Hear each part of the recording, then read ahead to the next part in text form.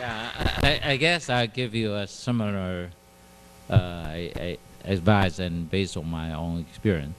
You really want to do something that you like and you're interested.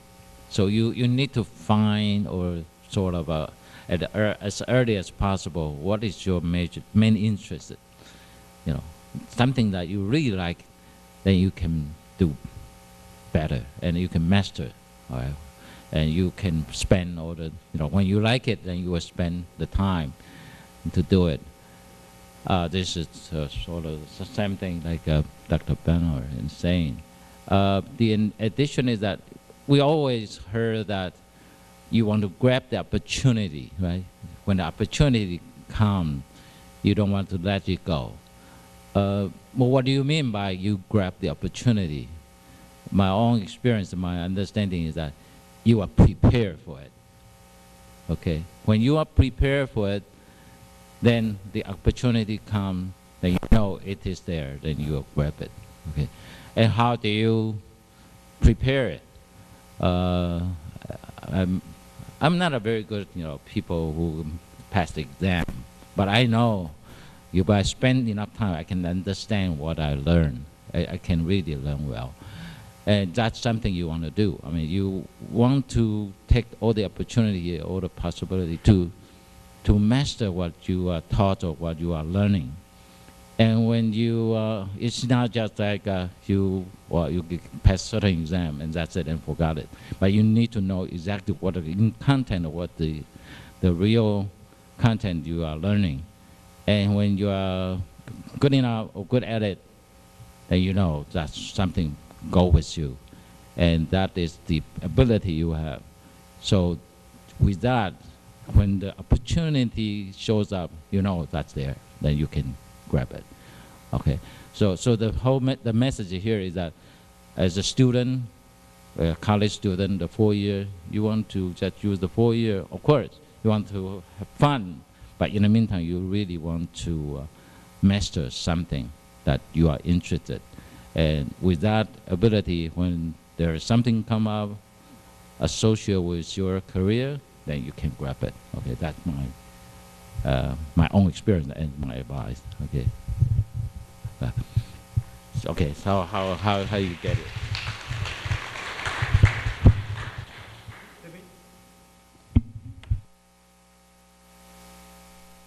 就问这个Miller 说，他拿诺贝尔奖，回头来看的话是，大学时候比较重要，还是研究所时候比较重要，还是在 IBM 时代对他的影响最大啊？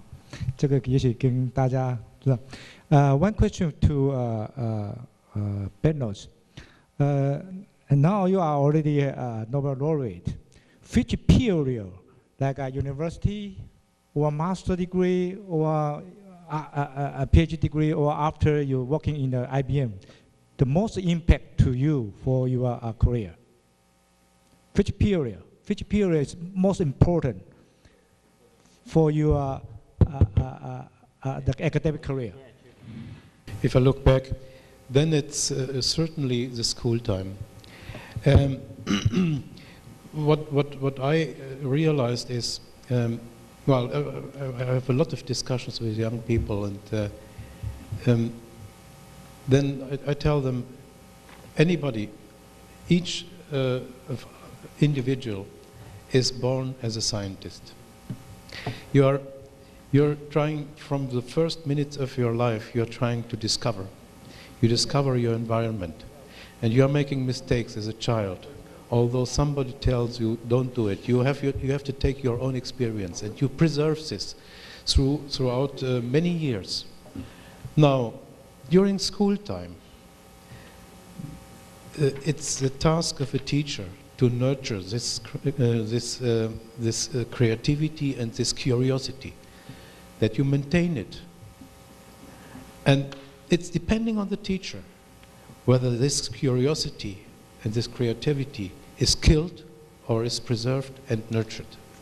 And so I experienced that during my school time, the creativity was somehow supported and was growing with the help of an arts teacher, a painter and a sculptor And the curiosity was maintained or even increased by a chemistry teacher.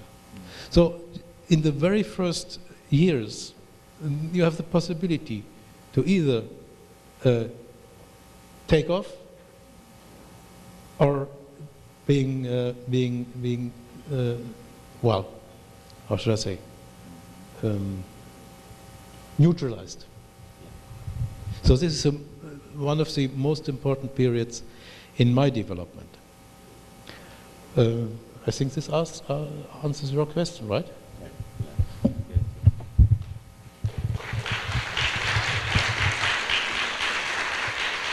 Hey.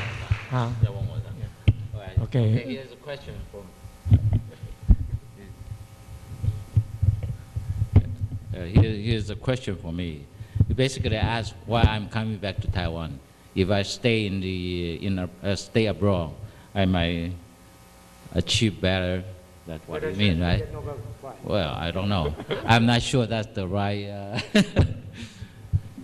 Well, the decision to come back to Taiwan actually many reasons. Obviously, today, if you compare the environment in Taiwan, what you can do here is not different from what you can do outside. In fact, many lab or many facility in Taiwan actually is maybe better than what you get in the Western country. Okay, and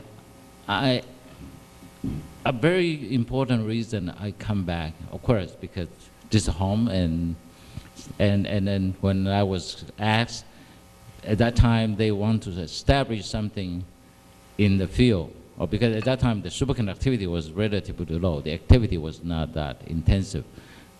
Professor Yang was back to Taiwan also about the same time, right? And there was not much yet, so I was asked to come back and help set up. And I think that's sort of, I think it could be my responsibility. That's one thing. Another thing is that I personally feel that the way of Taiwanese education is a little bit problem, even today, okay? Although I cannot make overall impact, but maybe I can do something to change someone I working together. What I mean is that I grew up in, although I finished my college and the first master degree in Taiwan, but my own experience is slightly different from a lot of people. I'm not just studying for getting good grade or passing good exam, but I was trying to be curious, okay, to maintain my curiosity most of the time. And I think that was mentioned also, very important to keep the curiosity. And so when I returned, I was always trying to work together with whoever worked with me. Tell them this is the way for you to develop. And that's one of the reasons I may be able to have a better way to help some of the young people. Okay, and of course, in the meantime, as I mentioned, in terms of research, it's not really you need a good facility or something. You just need a good idea or to know what the good question to ask. Okay, and that can be done almost everywhere. It's not just the Taiwan. You can do the same thing. So this is also another important really message to everyone here. You are here to learn how to ask the right question. You are not to learn how to answer a question, right? So this is, as a teacher, actually, we should teach our students how to ask a right question. Right? When you know the question, ask the right question and find the answer, then you get something really important. Okay, and that's what a very important reason I come back. And Taiwan, of course, is much better place to live. Yeah. To make some comments. I think I need to make a comment of general nature. We have many times today I heard about Nobel Prize and how well questions are raised.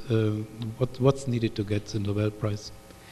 And this was also asked to me yesterday. My sloppy answer was yesterday, you better sit back and relax.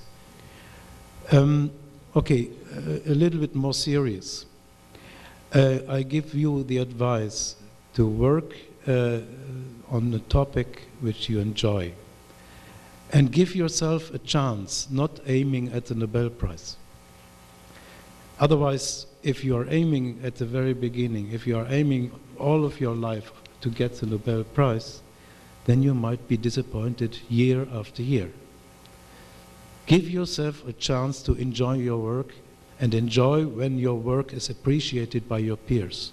If you get the international appreciation that somebody is following your work because he's impressed and says, well, I would like to also join that field which was opened by this and this colleague. So please don't aim at it, then, because there are thousands of brilliant people around the world who would deserve the prize, but the chance to get it is depending on very different circumstances. And imagine the prize is 110 years old this year. And the number of Nobel laureates in the different disciplines is not exceeding 700 people. Okay, you can calculate maybe yourself what the chance would be.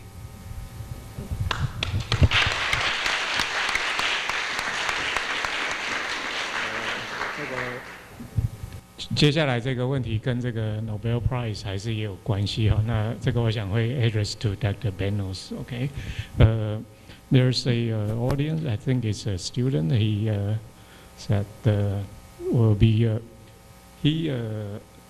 how did you feel when you have this honorable Nobel laureate? Do you feel more stressful? Or do you have more responsibility for future scientific development? Can you share your opinion or comments on?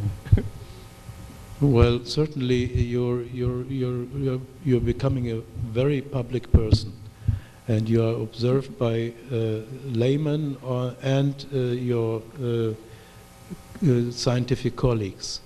So this is not a very, from time to time, this is not a relaxing atmosphere.